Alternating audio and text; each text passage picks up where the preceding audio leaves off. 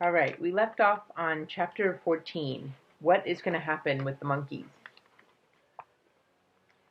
Minley and the dragon had sat in the clearing and made camp for the night. As the sun fell and the moon rose, the dragon showed her how he could make sparks by scratching his claws against a stone, and they built a small campfire. As Minley and the dragon made no moves to go farther into the forest, the monkeys had quieted down. But they still watched. "There are plenty of peaches for all," Dragon said. "Those monkeys do not have to be so greedy." "Really?" Minley asked. "Yes," Dragon said. "The monkeys are so foolish. They just want more and more and more, even when they don't need it. I have seen them refuse to let go of rotten mushrooms, and they even fight over piles of mud." At those words, Minley sat up and her eyes flashed with quick thinking. Piles of mud. Suddenly, Minley remembered the two children fighting over their piles of mud as she had left her village. Instead of going inside for dinner, the children had clung to their pretend dishes of dirt. They were so foolish. Could the monkeys be that foolish? They were too selfish for trading or bribes. But maybe they were so greedy that they could be foolish enough to be tricked. Maybe. "I'm going to make rice," Minley said abruptly. "Oh," the dragon said, "you must be hungry.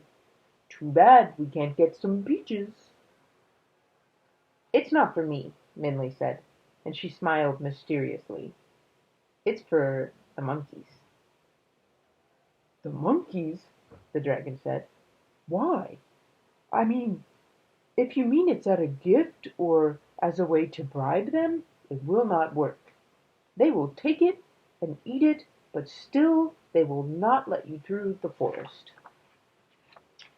"Yeah, that's what I'm expecting," Minley said, as she filled her pot with water and uncooked rice. She was bursting to tell Dragon her idea, but she wasn't sure how much the monkeys understood of their words. She didn't want them to overhear. So she looked at the dragon with sparkling eyes, but he only stared back blankly. "You are?" the dragon said. "I don't understand."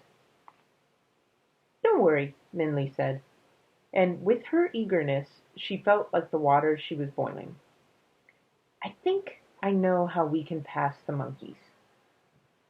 So the dragon watched as Minley stirred the big pot of rice. Through the rising steam he could see the beady eyes of all the monkeys glittering through the branches like hundreds of diamonds as they watched as well. "The monkeys are watching," he whispered to Minley. "Good," she whispered back. "I hope they are." When the rice was done, the pot was overflowing with snowy white rice. It was so heavy that to take it off the fire to cool, she had to ask the dragon to move it for her. Minley had the dragon place it very close to the trees where the monkeys were watching. Then Minley tied her fishnet over the rice and pot. As Minley and the dragon turned away, they could hear the monkeys chattering. "Oh man, that fishnet will not stop the monkeys from taking the rice," the dragon said. "It is tightly woven, but their hands will probably fit through." "I know," Minley said as she put out the fire.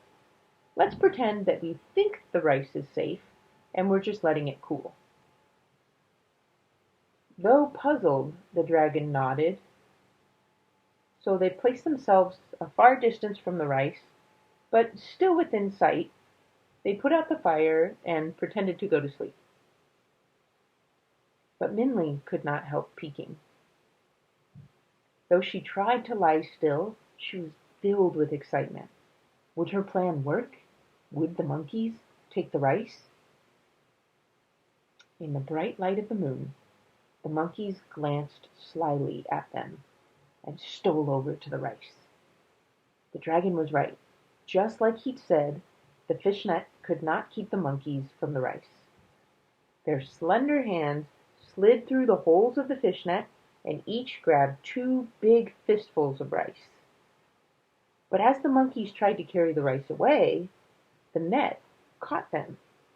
The holes in the net were large enough for their empty hands to fit through, but not large enough for their full fists.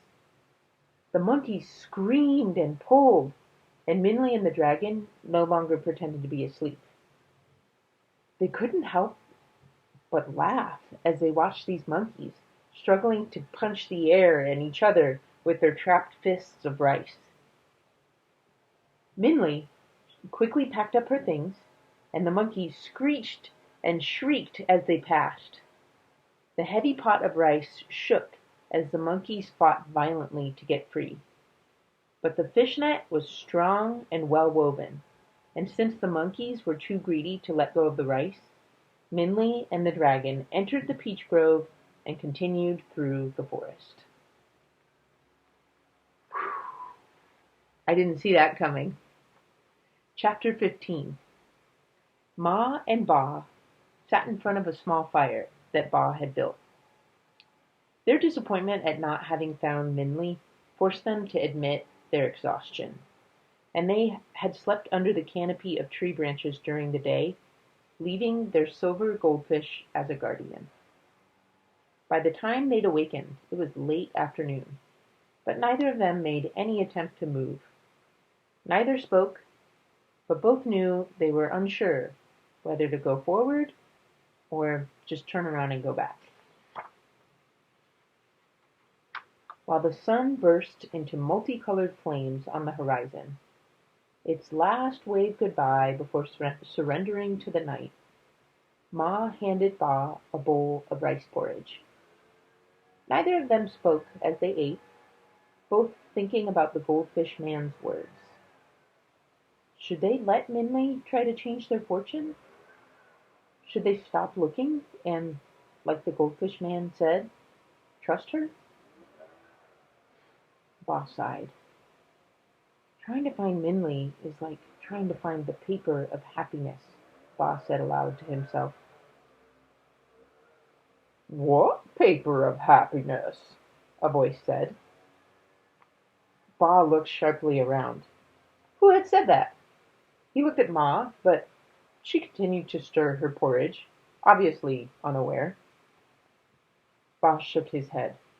Perhaps his weariness was making him imagine things. Tell the story, old man. She's listening, the voice spoke again. She won't admit it, but she wants to hear it too. Ba looked around again. It seemed like the voice was coming from the goldfish. He looked closely at the bowl. Was it the firelight that made the goldfish glow like that? The fish stared back at him calmly, as if waiting. So Ba took a deep breath and began the story. The story of the paper of happiness. Once, a long, long time ago, a family grew famous for their happiness. It seemed odd that this would happen, but they were truly an unusual household. Even though aunts and uncles, cousins and grandchildren lived together, there was never a cross word or unhappy noise. All were polite and thoughtful to each other. Even the chickens did not fight each other for food. It was said that even the babies were born smiling. So stories of their happiness spread like seeds in the wind, sprouting and blooming everywhere, until finally, even young Magistrate Tiger heard of them. Even though he had just begun his position, this was before his son was born, The bellowing, roaring magistrate was already called Magistrate Tiger. "Impossible!" he scoffed. "The stories are exaggerated.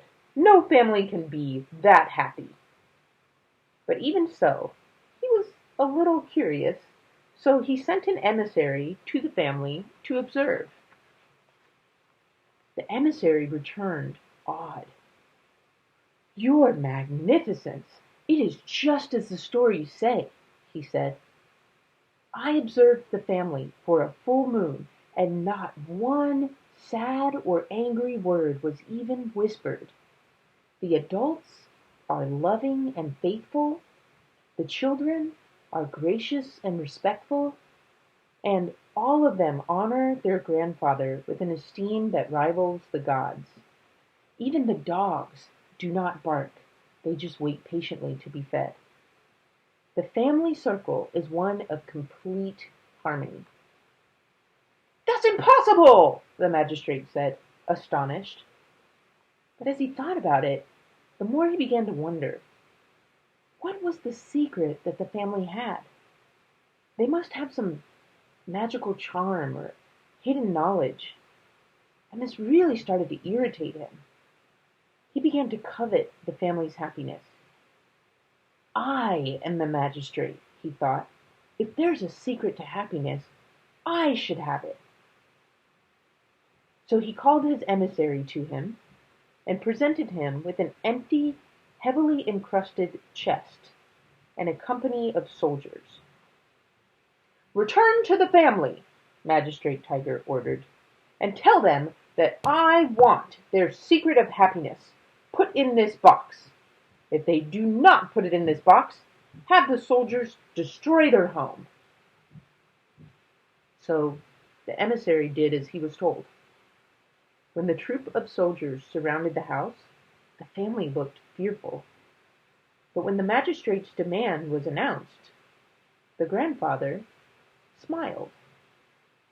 "Ho, ho, that is easy enough," he said, and he had the trunk brought into the house and then returned it moments later. "It's done. I have put the secret of our happiness in that box. Ho, ho," he said, "and you may take it. We hope it serves our magistrate very well." What do you guys think he put in the box? Keep it in your mind, okay? The emissary was slightly surprised at the ease of this task, but could find no objection, so he turned the soldiers and the box around and began to travel back to the palace. The emissary knew the magistrate would be impatient for his return, so the soldiers marched all through the night, with only the light of the moon to guide them. The treasure box, lying on a platform carried by 4 men, the treasure box, it seemed to glow. However, as the ground grew rocky and steep, a sudden wind blew, like the mountain itself was yawning. One of the soldiers stumbled in the rising dust, and the box crashed to the ground. The lid of the box flew off, and like a freed butterfly, a single sheet of paper fluttered out. "Get it!" the emissary shouted at the soldiers. "Do not lose the secret!" But despite his yells, the paper seemed to be able to escape the soldiers' flailing arms. One soldier almost caught it, his fingertips touching the page, but another sudden wind burst through the air and it stole the paper away. Silently, the emissary and the soldiers watched the paper lift higher and higher into the night sky until it overlapped the moon and disappeared. The emissary had no choice but to return to the palace with an empty box. As he relayed the story, Magistrate Tiger, not surprisingly, was enraged. "You lost it? It was a paper?" the magistrate roared. "What was on it?" "Your Magnificence," The emissary trembled. As I felt the secret was for your eyes only, I did not read the paper before it was lost. However, as it was in the air, all I could see is that there was a single line of words on it. What did the line say? The magistrate demanded. I do not know, magistrate, the emissary said. But there was one soldier who almost caught it and was closest to it, so perhaps he was able to read the line. So of course the soldier was called in, and very humbly did he bow. He was little more than a boy, and he had only recently joined the magistrate's army from a small, poor, faraway village. You, the magistrate said, you were the only soldier close enough to the paper to read the line. What did it say? The boy flushed, and his head went all the way to the floor as he bowed again. Great magistrate, I am your poor servant, he said. I was close enough to see the line on the page. However, I cannot read. I do not know what the line said. Magistrate Tiger scowled with irritation, and the emissary and the soldier shivered. I did notice one thing, the soldier said. What? The magistrate demanded. There was only one character on the page, the soldier said. The line was one word written over and over again many times. One word? The magistrate snarled, and his anger seemed to burn deep in his eyes. One word is the secret to happiness? It was a trick. The family must have thought they could deceive me. Emissary, gather all of my troops. I personally will get the secret of happiness and punish that family of lowly dogs. So, the next day, with Magistrate Tiger and his entire army prepared for destruction, the emissary led the way to the home of the happy family. But when they arrived, nothing was there. No house, no chickens, no sheep, no family. Instead, there was only a flat plain, as if the whole home had been scooped from the earth. Magistrate Tiger scowled at the blank ground with rage and vowed to punish the family for their disrespect. But while he glared, the wind blew and covered him with a grayish-green dust. As he stood like a green powdered statue, he felt as if the sky were laughing at him. And that is the story of the paper of happiness. So, I think Minley, like the secret word in the paper of happiness, Ba said, is not meant to be found. He glanced at Ma, and while she did not glance back, she made no objection either. And tomorrow, Ba continued gently, we should return and just wait for her to come home. Again, Ma said nothing, but barely, perhaps only because he was looking for it, she nodded. Ba nodded back at her and quietly took some rice and dropped it into the fishbowl. And that's where we stop for today.